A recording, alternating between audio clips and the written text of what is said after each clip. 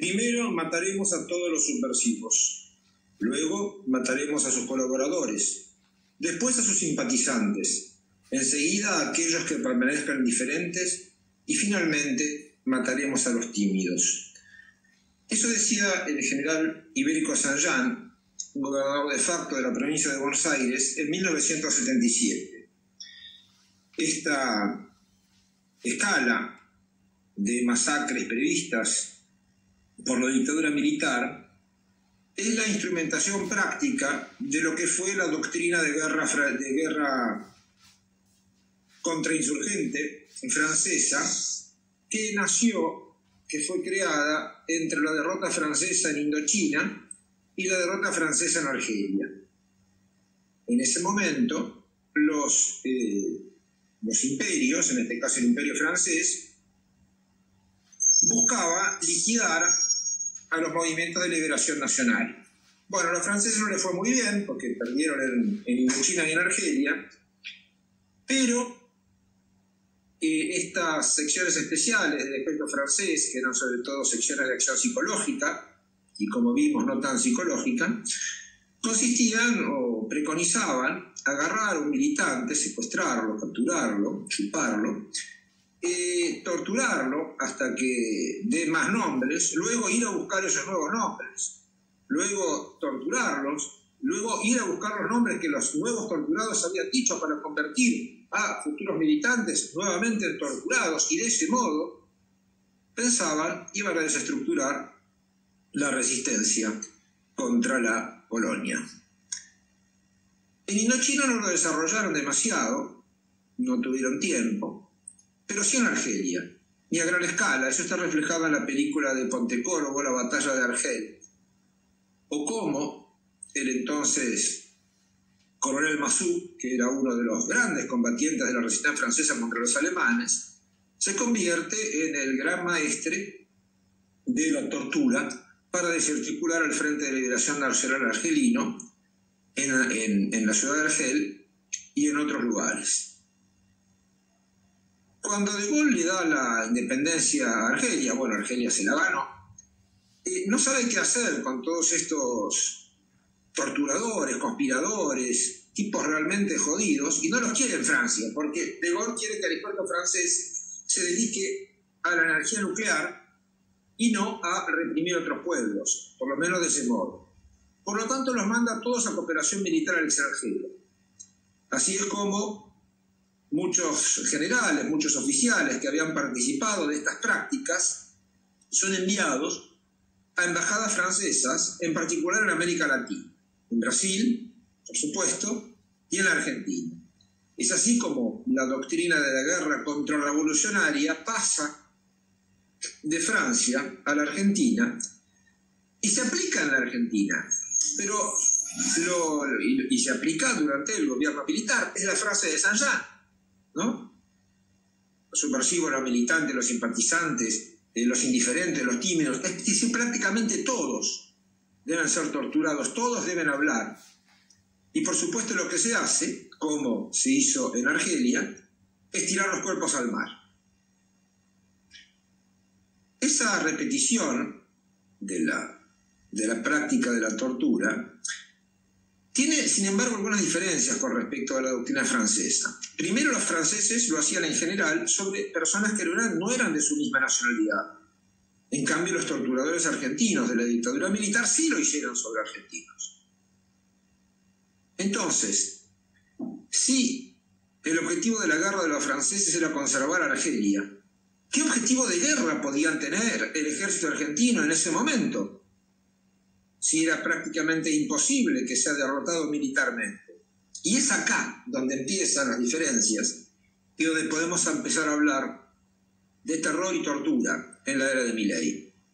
Porque la gran represión de 1976 tuvo por objetivo quebrar el espinazo del movimiento nacional. No se buscaba una victoria militar, por demás imposible, puesto que el asunto es abstracto, sino que lo que se buscaba era quebrar un movimiento social. La gran cantidad de los desaparecidos son obreros, son estudiantes, son políticos, son intelectuales. Y en en esa etapa de la dictadura militar, el terror es sembrado justamente por la cuestión de saber que cualquiera puede ser secuestrado. Hoy es sábado de la noche, un amigo está en Cana, nos recuerda Carlos Alberto García Moreno, Charly García, que vivió, por supuesto, esa época. Esta cuestión, ese sembrar el terror, hace que, o hizo, que cuando alguien desaparecía, los que estaban al tanto, los que sabían, en realidad todo el mundo sabía, muchos no quisieron ver, decían en algo andaría metido. Porque siempre hay un eslogan, en algo andaría metido. Recuerdo en mi infancia que había un cartel de prevención vial en la Argentina que era una especie de pistola que se convertía en auto, o auto que se convertía en pistola, y decía, usted está manejando un arma, es decir, todos somos asesinos. La operación de acción psicológica fue perfecta. Logró romper el espinazo del movimiento nacional, del cual solo se ha recuperado parcialmente. En estos días, con la cuestión de la famosa ley Bases, hemos asistido también a secuestros. Hemos asistido a secuestros y hemos asistido a torturas. Y hemos asistido en lo que queda de la democracia argentina, en esta época de Milei, a procedimientos similares pero diferentes. Acá no se trataba de cazar un dirigente social, un delegado sindical, un militante político, un intelectual.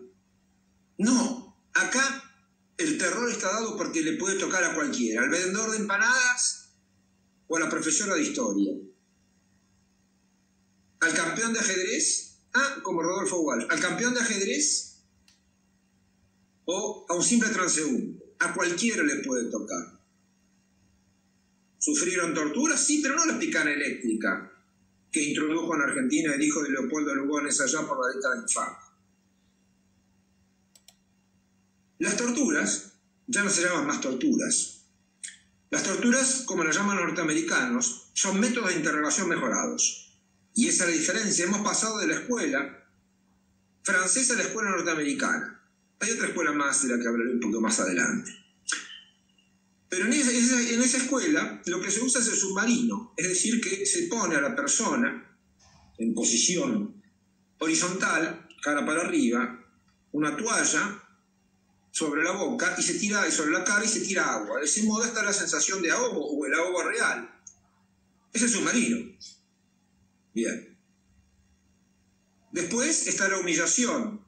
Desnudos, golpeados. Varios compañeros que fueron arrestados por el tema de la ley Bases refieren que también fueron agredidos con gas pimienta. Un gas pimienta que le decimos gas pimienta, pero no sabemos qué gas es ni lo que tiene adentro. Pero ahí pasamos a la escuela israelí de represión. Interesante. Ya no es más la escuela francesa. Es la escuela estadounidense y es la escuela israelí de represión. Y hay que decir que Israel ha desarrollado una tecnología bastante importante en materia de seguridad y represión, a la que la Argentina tiene pleno acceso gracias a personas como Montotto, el presidente de la Cámara de Comercio argentino-israelí, y gracias a Patricia Bullrich. Por supuesto no son los únicos, hay mucho más. Hay otras personas que traen otra cosa. Pero lo que se refiere a los instrumentos de tortura, a lo que se refiere a la metodología, cualquiera puede caer. No importa, ya no torturamos para saber un nombre, para conocer una organización. No, te torturamos porque sos. Es una tortura ontológica, no es una tortura partidaria. Ustedes quieren cambiar el régimen occidental y cristiano. No es la tortura de la Guerra Fría, es la tortura de la antimodernidad. Es la tortura en los tiempos de Milei.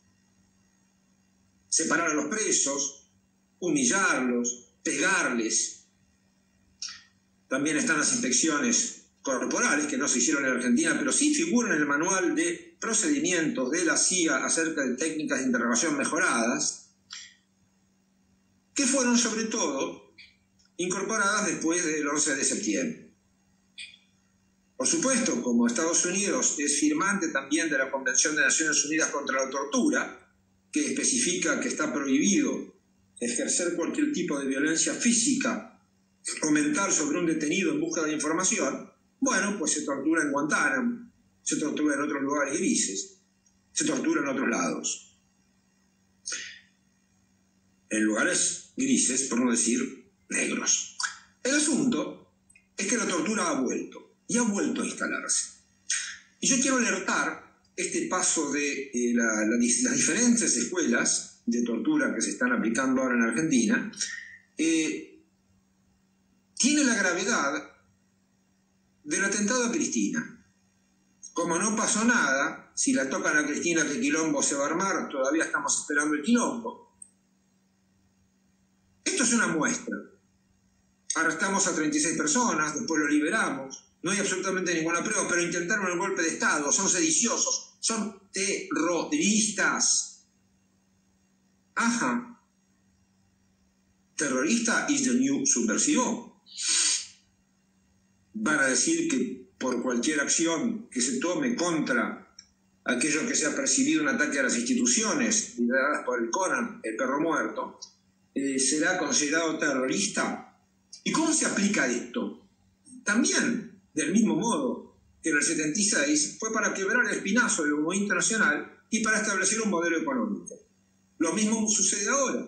Si nosotros no nos indignamos, no marchamos, no militamos en contra de la reintroducción de la tortura, pues vayamos sacando número. Por eso mismo, y en la implantación de un nuevo modelo económico, que es el que vemos, es el del RIG, es el de la entrega de los recursos naturales, etc., el disciplinamiento interno es una de las condiciones sine qua non para que esto funcione. Por eso Milei necesita una guerra, y esa guerra va a ser con Rusia. No solo porque le manda comida a Ucrania, esa comida que no comen los hambrientos argentinos la van a comer los nazis del batallón Azov, sino que también con material bélico. Rusia ya lo dijo, la provisión de material bélico será considerado un acto de guerra, como corresponde. En ese caso, si estamos en un estado de guerra, todo aquel que pretenda tener una opinión crítica podrá ser calificado de terrorista. ¿Vieron? Todo vuelve. Por eso mismo, me parece que tenemos que estar en estado de alerta y movilización permanente, porque la implantación de un nuevo modelo económico, como así en el 76 como en el 2024, exige una guerra. Antes era la llamada guerra contra la subversión, entre muchas comillas, nada más que una represión a gran escala. Y ahora será una guerra internacional simplemente para poder ejercer la policía para adentro y, por supuesto, implantar el terror, cuya máxima expresión es la tortura. Por supuesto, hay otras formas de terror. El hambre, la falta de medicamentos, el cese de ayuda electrodependiente, la falta de medicamentos para el VIH, los salarios de hambre de los jubilados, la posibilidad de que cualquiera sea expulsado de su puesto de trabajo, el cierre de las agencias de prensa, la censura. Todas esas las conocemos. Pero cuidado, en la Argentina de Milei, la tortura está de vuelta. Muchas gracias.